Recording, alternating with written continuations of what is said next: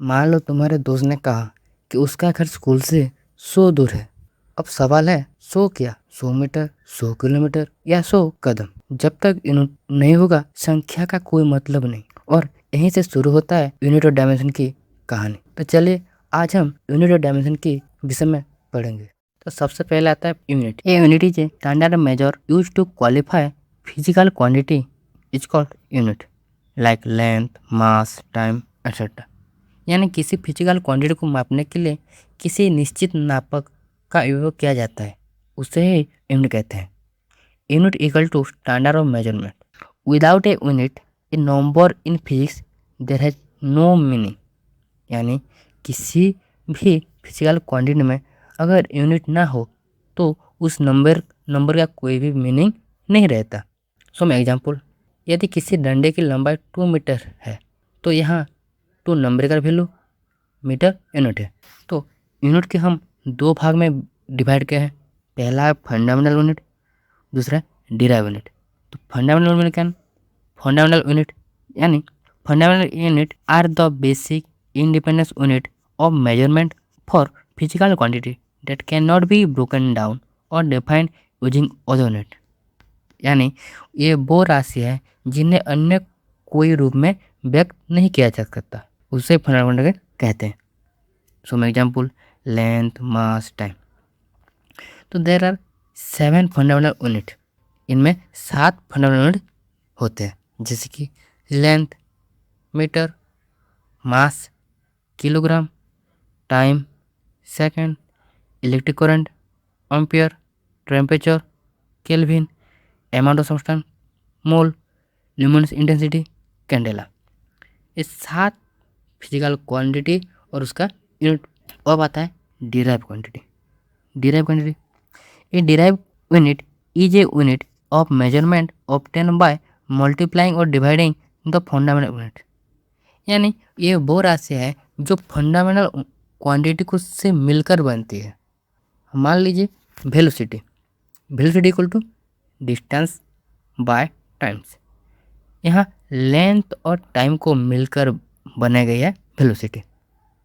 जैसे कि acceleration, force, energy, momentum, density, ये सब के सब फंडामेंटल क्वांटिटी से मिलकर बने हैं।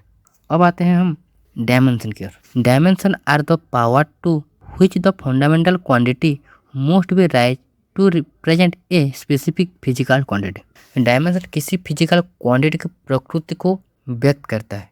ये बताता है कि कोई क्वांटिटी किन फंडामेंटल क्वांटिटी पर निर्भर करता है और किसी फिजिकल क्वांटिटी की फंडामेंटल क्वांटिटी के घात के रूप में व्यक्त करने को फंडामेंटल फॉर्मूला कहते हैं। और the basic formula equal to m to the power a l to the power b to the power c। a equal to mass की power, b equal to length की power, c equal to time की power. तो जितने भी सारे formula होते हैं सब मास, लेंथ, टाइम, इन तीनों को लेकर ही अधिकांश डायमेंशनल फॉर्मूला बनाया जाता है।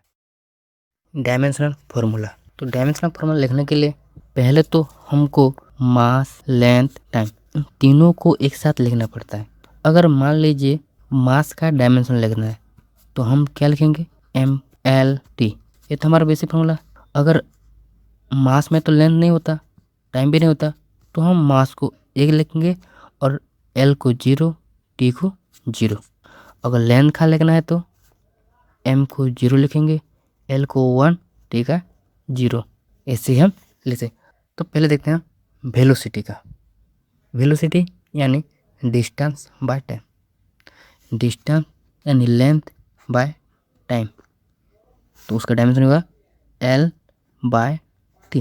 तो एल का 1, टी का -1, इसका डायमेंशन। अब आते हैं एक्सेलरेशन।